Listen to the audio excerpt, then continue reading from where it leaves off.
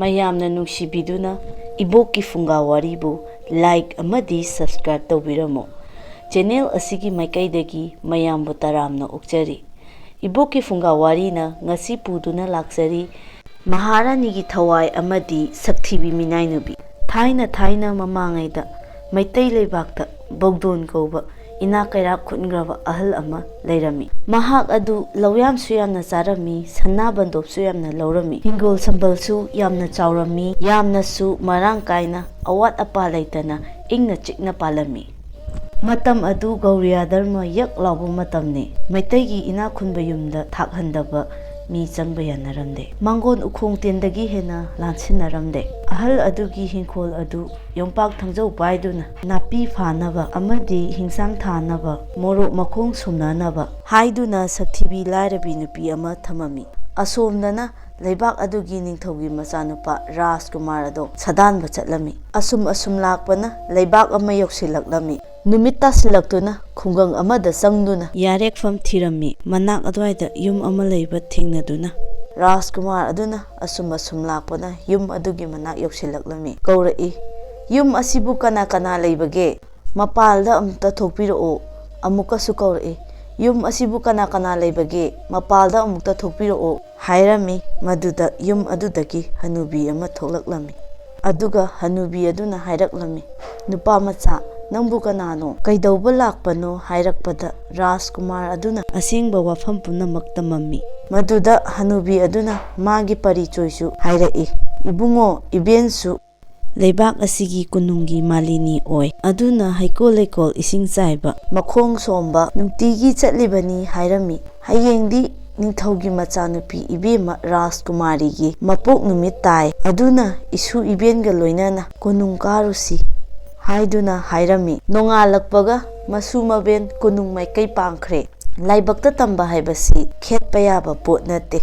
Rajkumar aduna kunung hek yauba ngahak leiraba matungda ningthaugi machanupi Rajkumari ado manai masenga loinana lengthoklaklami. Rajkumar amadi Rajkumari ado hek michanarure mifam hongna khidre. Rajkumari aduna khalli kanagi machabu oirigaba aigi khongdagi natonbo tu chungba asibo haiduna khalami. Rajkumar adusu adumangai. Rajkumari adugi chenglau saktam phajaba masamna ningdu yaigi sangbadu urubada pungaw ngawrami. Matam aduda migi mawong matau khangbi malini aduna mapa ibungo ningthauda waram punamak hangatcharami. Ningthauna machanupi adubu Rajkumar aduda thajabirami. Mathangi nimitta mapa ningthau mama Maharani amadi maben malinibu bidai piramlaga mabani maitai lebaki damakta khongsalami. Asum lakpana Rajkumar aduna asumna hairaklami. Ibema matam khara mafam asida leiramo. Ai pabung Maharaj amadi ima Maharani da hangatluraga tanna nangbu amuk lawba lake hairamlaga lengkhirami. Rajkumari adu upanbi amagi mathakta kakhatlaga lehaurami.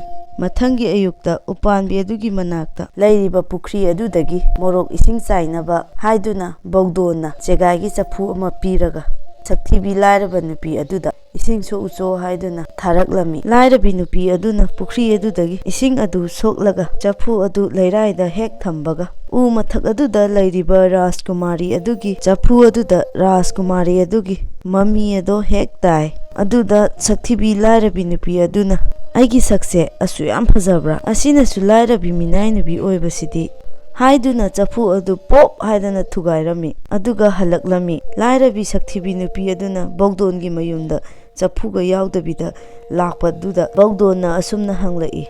Kaidaure ising tholaktrabadi chapuna kadaida lehauraba. Shathibi lairabi nupi aduna asumna khumlaklami. Pukhridagi ising ado soklaga kakhalakpada taduna kaihore hairami.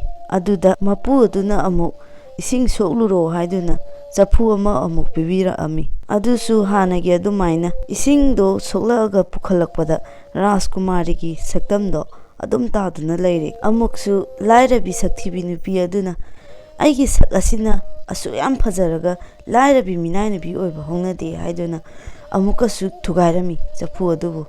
Handaksu bogdonda Shathibi lairabi nupi aduna ising soklaga kakhalakpada khudi thiduna chapu adu kaihore haiduna hairami.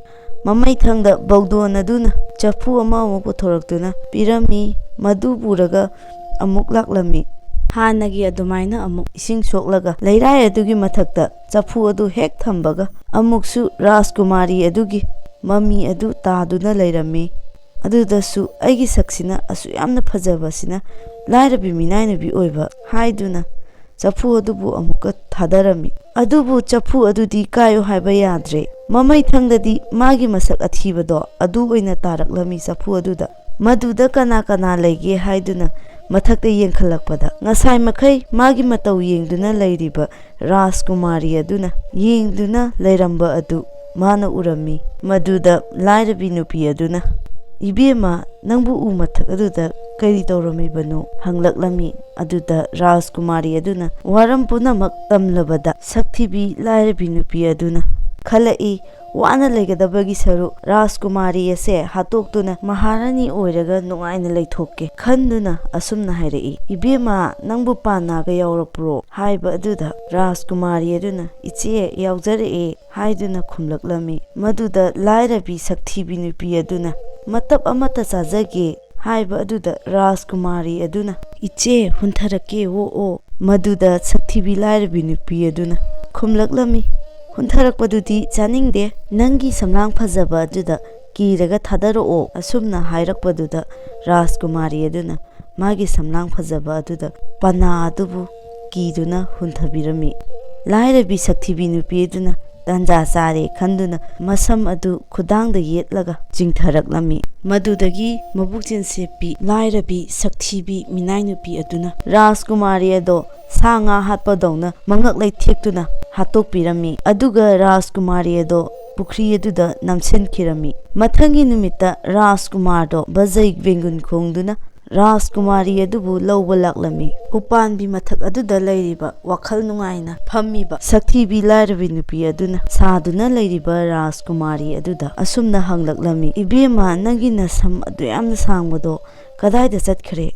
ꯍꯧꯖꯤꯛ ꯏꯇꯦꯟ ꯇꯦꯟꯅ ꯁꯝꯒ ꯏꯐꯥ ꯐꯥꯗꯨꯅ ꯂꯩꯔꯝꯃꯤꯕꯁꯦ ꯀꯩꯗꯧꯔꯦ?" ꯍꯥꯏꯔꯝꯃꯤ꯫ ꯁꯛꯊꯤꯕꯤ ꯂꯥꯏꯔꯕꯤ ꯅꯨꯄꯤ ꯑꯗꯨꯅ "ꯃꯇꯝ ꯀꯨꯏꯅ ꯆꯤꯡꯒꯤ ꯎꯇꯤ ꯂꯥꯡꯉꯛꯇꯕꯒꯤꯅꯤ" ꯑꯁꯨꯝꯅ ꯍꯥꯏꯔꯝꯃꯤ꯫ ꯑꯗꯨꯒ ꯔꯥꯖꯀꯨꯃꯥꯔ ꯑꯗꯨꯅ ꯑꯃꯨꯛꯀ ꯍꯪꯂꯛꯂꯝꯃꯤ, "ꯑꯗꯨꯒ ꯅꯃꯤꯠꯅ ꯏꯀꯨꯠ ꯀꯨꯠꯂꯒ ꯂꯩꯔꯝꯃꯤꯕꯁꯤꯅ ꯀꯃꯥꯏꯅ ꯇꯧꯔꯤꯅꯣ?" "ꯃꯇꯝ ꯀꯨꯏꯅ ꯆꯥꯗ ꯊꯛꯇꯅ ꯂꯩꯔꯛꯄꯒꯤꯅꯦ ꯁꯤꯗꯤ" ꯑꯁꯨꯝꯅꯁꯨ ꯑꯃꯨꯛ ꯈꯨꯝꯂꯛꯂꯝꯃꯤ꯫ "ꯑꯗꯨꯗꯤ ꯅꯪꯒꯤ ꯅꯅꯥꯇꯣꯟꯗꯨꯗꯤ ꯀꯔꯤꯒꯤ ꯑꯗꯨ ꯌꯥꯝꯅ ꯆꯥꯎꯔꯝꯃꯤꯕ?" ꯁꯛꯊꯤꯕꯤ ꯂꯥꯏꯔꯕꯤ ꯅꯨꯄꯤ ꯑꯗꯨꯅ ꯈꯨꯝꯂꯛꯂꯝꯃꯤ꯫ "ꯂꯣꯛ ꯊꯨꯡꯕꯒꯤ ꯉꯥꯏꯍꯥꯛ ꯂꯩꯇꯅ ꯅꯞꯁꯤꯠꯄꯒꯤꯅꯤ" ꯍꯥꯏꯗꯨꯅ ꯈꯨꯝꯂꯛꯂꯝꯃꯤ꯫ ꯔꯥꯖꯀꯨꯃꯥꯔ ꯑꯗꯨꯅ "ꯐꯔꯦ ꯐꯔꯦ, ꯆꯠꯅꯕ ꯇꯧꯔꯁꯤ" ꯍꯥꯏꯅ ꯊꯣꯛꯂꯛꯄꯗ ꯄꯨꯈ꯭ꯔꯤ ꯑꯗꯨꯗ ꯌꯥꯝꯅ ꯐꯖꯈ꯭ꯔꯕ ꯊꯝꯕꯥꯜ ꯑꯃ ꯅꯤꯛ ꯅꯤꯛ ꯂꯥꯎꯅ ꯁꯥꯠꯄ ꯑꯗꯨ ꯔꯥꯖꯀꯨꯃꯥꯔ ꯑꯗꯨꯅ ꯍꯦꯛ ꯎꯔꯨꯔꯦ꯫ ꯃꯍꯥꯛꯀꯤ ꯊꯃꯣꯏꯗ ꯊꯝꯕꯥꯜ ꯑꯗꯨꯕꯨ ꯌꯥꯝꯅ ꯍꯦꯛ ꯈꯣꯏꯗꯥꯖꯔꯨꯔꯦ꯫ ꯔꯥꯖꯀꯨꯃꯥꯔ ꯑꯗꯨꯅ ꯃꯅꯥꯏꯁꯤꯡ ꯑꯗꯨꯗ ꯊꯝꯕꯥꯜ ꯑꯁꯤꯕꯨ ꯍꯦꯛꯎ ꯍꯥꯏꯅ ꯌꯥꯊꯪ ꯇꯧꯊꯔꯝꯃꯤ꯫ ꯃꯗꯨꯗ ꯃꯅꯥꯏꯁꯤꯡ ꯑꯗꯨꯅ ꯊꯝꯕꯥꯜ ꯑꯗꯨꯕꯨ ꯍꯦꯛꯀꯦ ꯍꯦꯛ ꯇꯧꯕꯗ ꯆꯦꯟꯊꯣꯛꯈꯤꯕꯒꯨꯝꯅ ꯍꯦꯛꯇ ꯆꯠꯊꯣꯛꯈꯤꯔꯝꯃꯤ꯫ ꯑꯗꯨꯒ ꯍꯦꯛꯄ ꯁꯨꯡꯉꯝꯉꯝꯗꯦ꯫ ꯔꯥꯖꯀꯨꯃꯥꯔ ꯑꯗꯨꯅ ꯆꯥꯡ ꯑꯃꯨꯛꯇꯪ ꯌꯦꯡꯒꯦ ꯍꯥꯏꯗꯨꯅ ꯀꯨꯝꯊꯔꯒ ꯌꯦꯡꯕ ꯀꯥꯟꯗꯗꯤ ꯊꯝꯕꯥꯜ ꯑꯗꯨꯅ ꯃꯁꯛ ꯈꯪꯕꯒꯨꯝꯅ ꯑꯣꯔꯣ ꯑꯣꯔꯣ ꯑꯣꯔꯣ ꯆꯪꯁꯤꯜꯂꯛꯑꯝꯃꯤ꯫ ꯔꯥꯖꯀꯨꯃꯥꯔ ꯑꯗꯨꯁꯨ ꯊꯝꯕꯥꯜ ꯑꯗꯨ ꯍꯦꯛꯂꯒ ꯄꯨꯔꯛꯂꯝꯃꯤ꯫ ꯔꯥꯖꯀꯨꯃꯥꯔ ꯑꯗꯨ ꯀꯣꯅꯨꯡꯗ ꯌꯧꯁꯤꯜꯂꯛꯑꯝꯃꯤ꯫ ꯑꯗꯨꯒ ꯆꯥꯒꯗꯕ ꯊꯛꯀꯗꯕ ꯈꯔ ꯆꯥꯔꯦ꯫ ꯑꯗꯨꯒ ꯅꯨꯡꯗꯥꯡꯒꯤ ꯇꯨꯝꯕ ꯆꯪꯈꯤꯔꯝꯃꯤ꯫ ꯃꯗꯨꯗ ꯔꯥꯖꯀꯨꯃꯥꯔ ꯑꯗꯨꯒꯤ ꯃꯃꯪꯗ ꯔꯥꯖꯀꯨꯃꯥꯔꯤ ꯑꯗꯨꯕꯨ ꯂꯥꯛꯂꯝꯃꯤ꯫ ꯔꯥꯖꯀꯨꯃꯥꯔꯤ ꯑꯗꯨꯅ ꯑꯁꯨꯝꯅ ꯍꯥꯏꯔꯛꯂꯝꯃꯤ, "ꯏꯕꯨꯡꯉꯣ, ꯏꯕꯨꯡꯉꯣꯒꯤ ꯃꯅꯥꯛꯇ ꯂꯩꯔꯤꯕ ꯅꯨꯄꯤ ꯑꯗꯨꯗꯤ ꯑꯩ ꯅꯠꯇꯤꯌꯦ, ꯁꯛꯊꯤꯕꯤ ꯂꯥꯏꯔꯕꯤ ꯃꯤꯒꯤ ꯊꯕꯛ ꯏꯪꯈꯥꯡ ꯇꯧꯕꯤ ꯅꯨꯄꯤ ꯑꯃꯅꯦ꯫ ꯃꯍꯥꯛꯅ ꯑꯩꯕꯨ ꯍꯥꯠꯇꯣꯛꯇꯨꯅ ꯄꯨꯈ꯭ꯔꯤ ꯑꯗꯨꯗ ꯅꯝꯖꯟꯗꯨꯅ ꯊꯝꯕꯤꯕꯅꯦ꯫ ꯃꯗꯨꯗ ꯏꯁꯣꯔꯅ ꯆꯥꯟꯕꯤꯗꯨꯅ ꯑꯩꯕꯨ ꯊꯝꯕꯥꯜ ꯑꯣꯏꯅ ꯍꯧꯍꯜꯂꯦ꯫ ꯑꯗꯨꯕꯨ ꯉꯁꯤ ꯏꯕꯨꯡꯉꯣꯅ ꯍꯦꯛꯂꯤꯕ ꯊꯝꯕꯥꯜ ꯑꯗꯣ ꯂꯨꯕꯥꯛ ꯑꯃꯗ ꯍꯥꯞꯆꯟꯗꯨꯅ ꯆꯦꯠꯅ ꯀꯅꯥꯁꯨ ꯈꯪꯍꯟꯗꯅ ꯅꯨꯃꯤꯠ 8ꯅꯤ ꯈꯛꯇꯪ ꯊꯝꯕꯤꯌꯣ꯫ ꯅꯅꯥꯏ ꯑꯩ ꯅꯨꯃꯤꯠ 8ꯅꯤ ꯁꯨꯕ ꯅꯨꯃꯤꯠꯇ ꯊꯣꯛꯆꯔꯛꯀꯦ."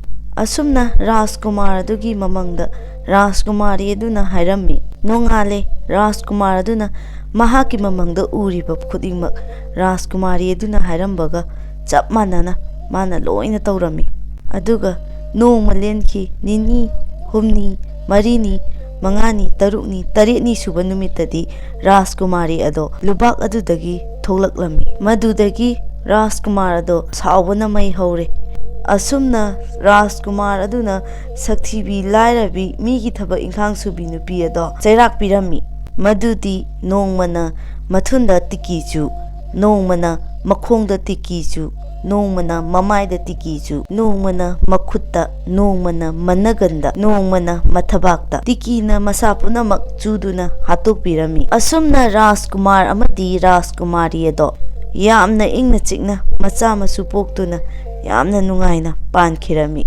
Wari asibu ibirakpana Aribam thoibi devi singjamai singa makha toma leira. Wari asibu pathokcharibi linishmangangcha. Wari asibu paba matamda soikiba lankiba kaya ama yaurabasu mayamna ngakpigani.